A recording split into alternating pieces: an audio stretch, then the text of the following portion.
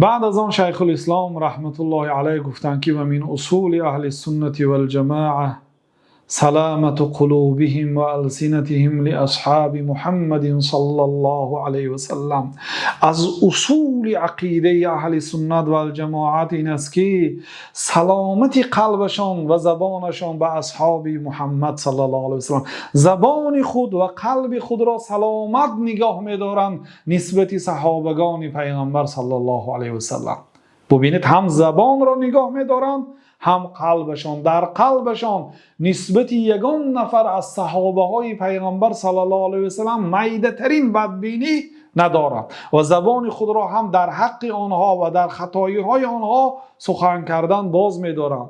این است عقیده و رفتار اهل سنت و الجماعت نسبت صحابه های پیغمبر صلی الله علیه و سلم، نسبت شخصیت هایی که پیغمبر صلی الله علیه و سلم با آنها هم صحبت بودند و آنها بین امت اسلام و بین پیغمبر صلی الله علیه و سلم واسطه بودند. شخصیت هایی بودند که دین مقدس اسلام را غضا طریا تعر و تازه چخیلی که از آسمان آمد همین گونه به مردم رسانیدن، نه تغییر دادن، نه تحریف کردن، نه تبدیل دادن، چخیلی که هست همان خیل به مردم رسانیدن. رضی الله عنهم و رضوا عنه. بنابراین محبت صحابه ها واجب است، دوست داشتن صحابه ها واجب است، کما وصفهم الله به فی قوله، چخیلی که الله تعالی آنها را وصف کرد والذین جاءوا من بعدهم یقولون ربنا اغفر لنا ولاخواننا الذين سبقونا بالایمان ولا تجعل في قلوبنا غلا للذین آمنوا ربنا انك رؤوف رحیم. آنهایی که بعد صحابه ها آمدند، یعنی تابعین، تبع تابعین و آنهایی که به آنها اقتدا کردند، یقولون، آنها چی میگوید؟ یعنی عقیده اهل سنت و الجماعت این است که ربنا اغفر لنا، پروردگار گناه ما را مغفرت کن، ولی اخواننا الذين سبقونا بالایمان، آن برادرایی که از ما پیشتر با ایمان از دنیا گذشتند، یعنی صحابگان، آنها را مغفرت کن. ولا تجعل في قلوبنا غلا، در قلب ما نسبت آنها بدبینی نماند، در قلب ما را پاکیزه نگاه دار. ببینید این دلیل برای سخنی که در بالا گفتن که اهل سنت و الجماعت زبان و قلبشان را نسبت صحابه ها سالم نگاه می‌دارن، پاک نگاه می‌دارن، در قلبشان نسبت صحابه ها بدبینی نیست. دیروز یا برادر همراه ما جدال کرد و من گفتم که برای تو به جای اینکه امام ماتوریدی رو پیروی کنی، صحابه ها رو پیروی کن.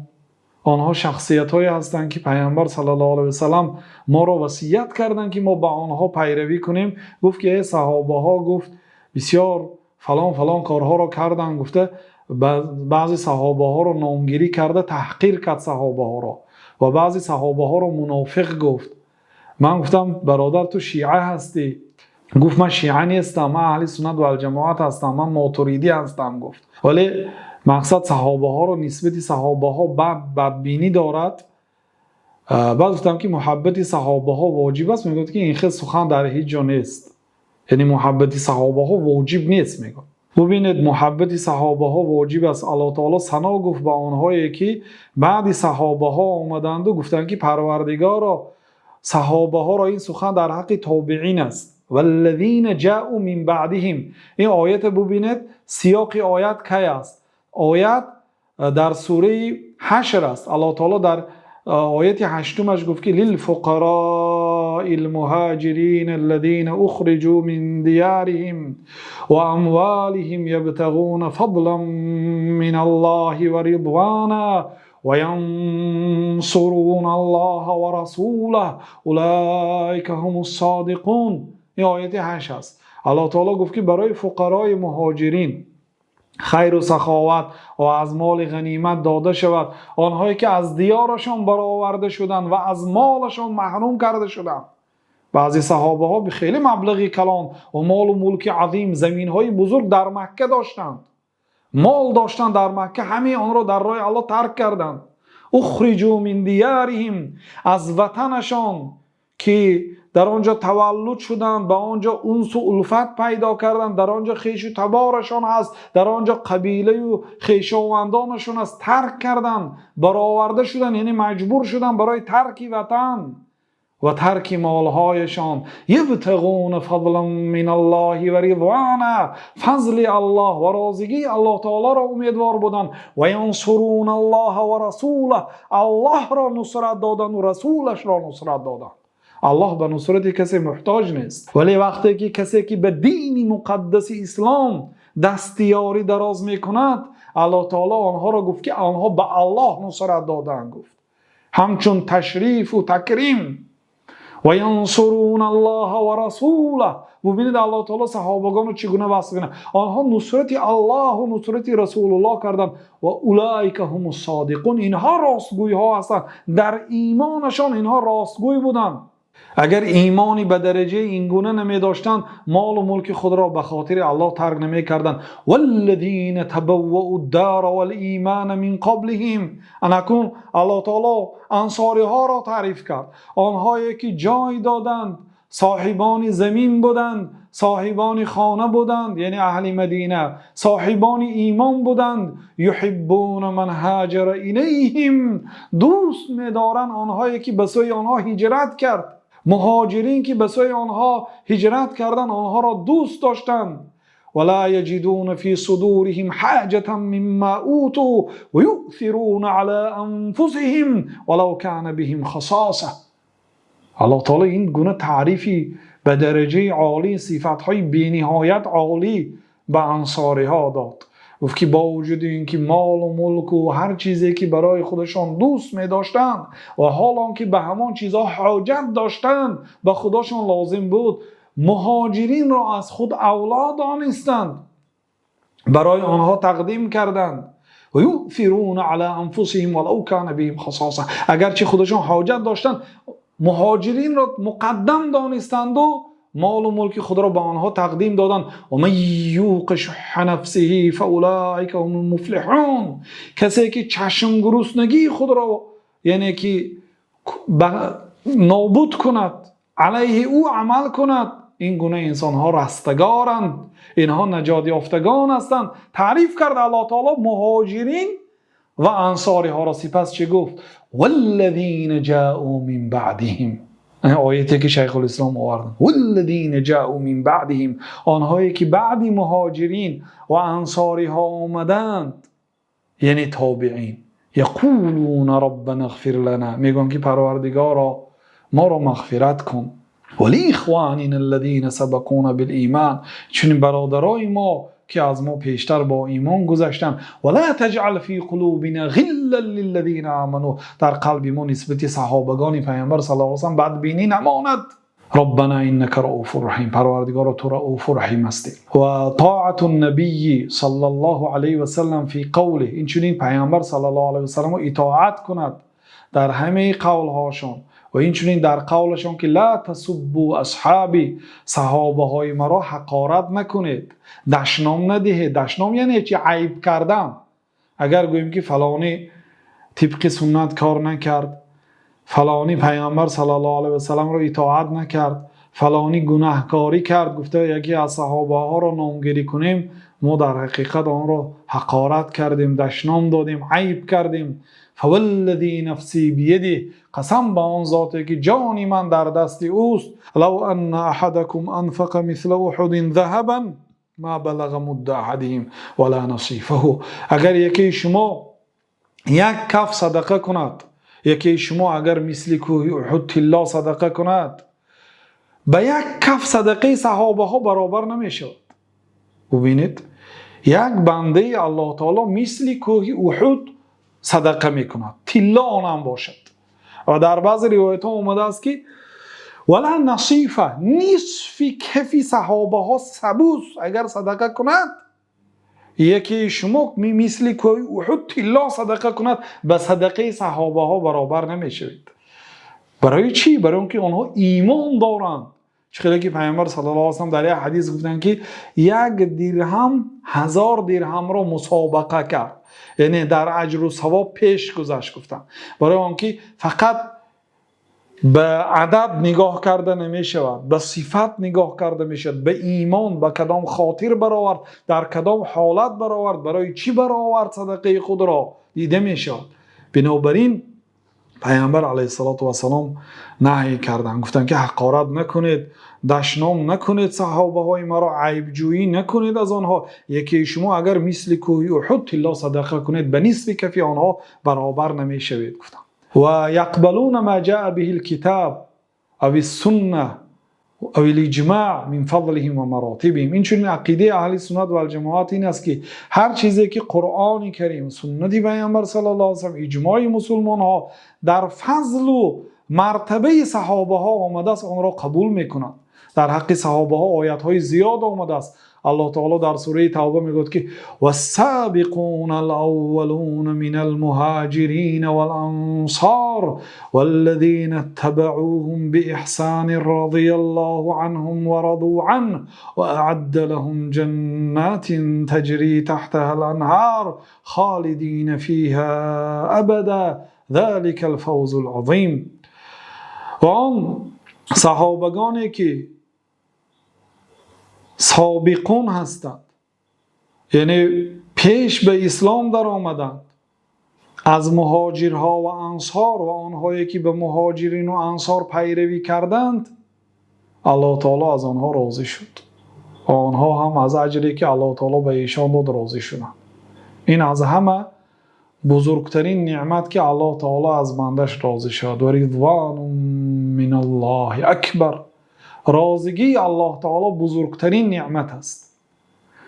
و برای آنها جنت های آماده کرد که در زیر درختانش دریاها جاری می شد. خالدین فیها ابدا، آنها در جنت ابدی و جاویدانی باقی می مانند. ذلک الفوز العظیم، این است ظفر عظیم، این است برد بزرگ، این است غلبه عظیم. و در جای دیگر الله تعالی میگوید که محمد رسول الله والذین آمنوا معه اشداء علی الكفار رحماء بینهم. محمد رسول الله است و آنهایی که همراهی محمد است صلی الله علیه و سلم، اشداء علی الكفار، سختگیر و درشت معامله همراه کافرها هستند. رحماء بینهم، همراهی مسلمان ها مهربان و ملایم و نرم معامله هستند. تراهم رکعا سجدا، آنها را در حالت رکوع و سجده میبینی. شبها میبینی که آنها در پیش پروردگار با خشوع و خضوع زاری و التجا دارند و گریه و ناله دارند. در روز میبینی که در جهادی در راه الله تعالی خشم کننده و درشت نسبت کافرها هستند. یبتغون فضلا من الله و رضوانا، فضل الله تعالی و راضی الله تعالی رو امید میکنند. سیماهم فی وجوههم من اثر السجود، در سیمای و رخساره و چهره های آنها آثار سجده را میبینی. ذلك مثلهم فی التوراة والانجیل، این است مثال آنها در تورات و در انجیل. حتی در تورات و در انجیل وصف صحابگان پیامبر صلی الله علیه و سلم آمده است. بهترین صحابه های پیغمبرها این صحابه های پیامبر علیه السلام هستند. بنابراین اهل سنت و الجماعت هر فضیلتی که در حق صحابگان آمده است در قرآن و سنت آن را قبول دارند. فیفضلون من انفق من قبل الفتح وهو صلح الحدیبیه و قاتل على من انفق من بعده و قاتل. اهل سنت و الجماعت افضل می شمارند آن شخصیت هایی که پیش از فتح مکه یا که پیش از صلح حدیبیه، پیش از فتحی که الله تعالی این فتحنا لك فتحا مبینا، ما به تو فتح دادیم، کشایش دادیم، گفت. انا همین را اکثر علما صلح حدیبیه میگن که صلح حدیبیه سبب شد که مسلمان ها غلبه کردن، مکه را فتح کردن. آن صحابه هایی که پیش از صلح حدیبیه ایمان آوردند و همراهی پیامبر صلی الله علیه و سلم جنگ علیه کفار کردند و آنهایی که نفقه کردند پیش از صلح حدیبیه، ما افضل میدانیم از آنهایی که بعدی اینها ایمان آوردند، که بعدی سال 7 هجری، سال 8 هجری بعد فتح مکه ایمان آوردند. مرتبه اینها پایانتر است. مرتبه آنهایی که بر وقت ایمان آوردند مرتبه آنها عظیم است. و یقدمون المهاجرین علی الانصار، مهاجرین را از انصار بالا می‌دانند. مرتبه مهاجرها از انصاری‌ها بلند است. و یؤمنون بان الله قال لاهل بدر وكانوا 312 اعملوا ما شئتم فقد غفرت لكم.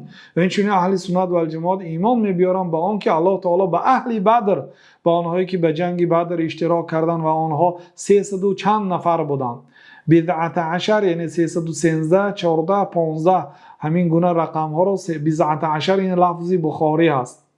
آنها همین قدر بودن. الله تعالی که اعملوا ما شئتم، چیکار میکنید کنید، الله تعالی در حقیقت من شما رو بخشیدم گفت.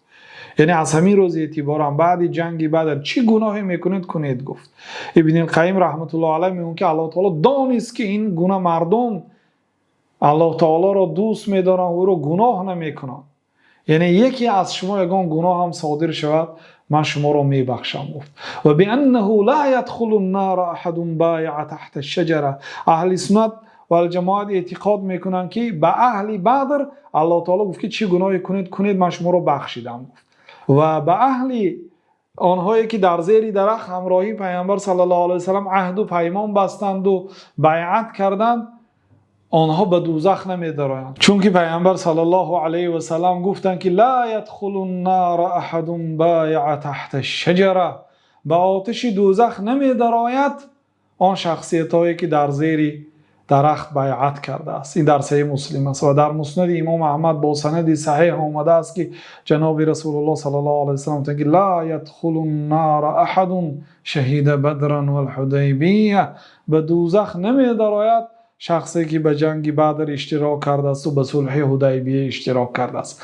و بانه لا يدخل النار احد بایع تحت الشجره كما اخبر به النبی صلی الله علیه و سلم، چخیلی که پیامبر صلی الله علیه و سلم خبر دادن کسانی که در زیر درخت با پیامبر صلی الله علیه و سلم بیعت کردن برای آنکه تا مردن جنگ میکنیم و نمیگریزیم، از اینها راضی شد و اینها به دوزخ نمیدارند. بل قد رضی الله عنهم و رضوا عنه، الله تعالی از اینها راضی شد. و كانوا اکثر من 1400، اینها از 1400 کس زیاد بودند.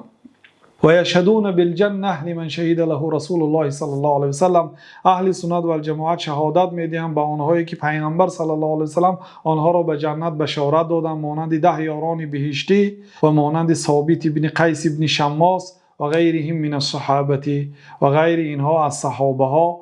اعتقاد میکنند که هر کسی که پیامبر صلی الله علیه و سلم به جنت بشارت دادند، اهل سنت و الجماعت بشارت دادند